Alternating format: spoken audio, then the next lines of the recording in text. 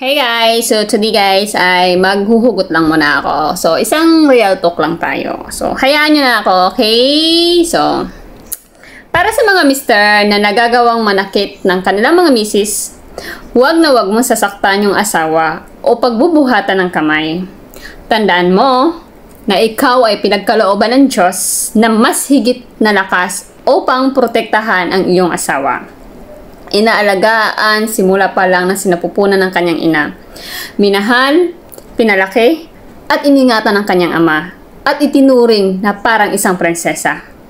Tapos, nung lumaki, ay kukunin mo siya sa mga magulang niya para saktan lang? Ayaw kong sabihin to sa'yo, pero sino ka para gawin mo ang babaeng yan sa iyong asawa? Isa kang mahinang nilalang. Balang araw darating ang panahon na magiging tatay ka rin ng iyong anak na babae. Gugustuhin mo bang makita na sasaktan ng ibang lalaki ang iyong anak na babae?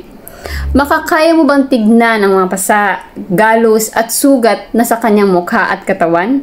Kung hindi mo siya kayang ingatan at mahalin at alagaan, pwede bang ibalik mo na lang siya ng maayos sa kanyang mga magulang?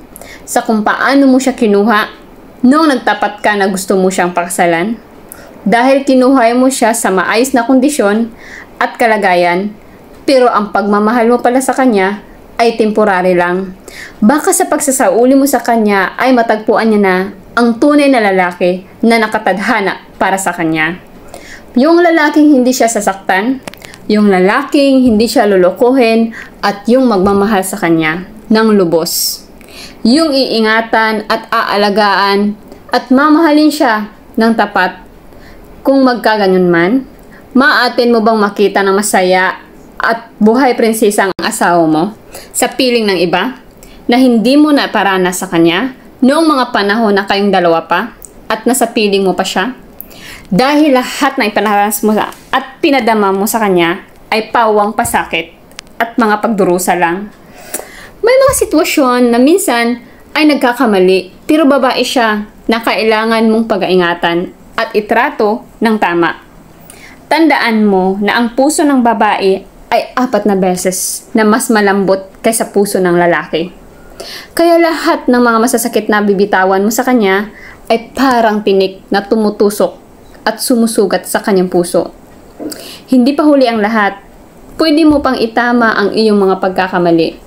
Sikapin mong ipakita sa iyong misis ang iyong pagbabago. Ikaw ang lakas, pag-asa, at gabay ng iyong asawa. Sa iyo nakasalalay ang tagumpay ng iyong pagsasama.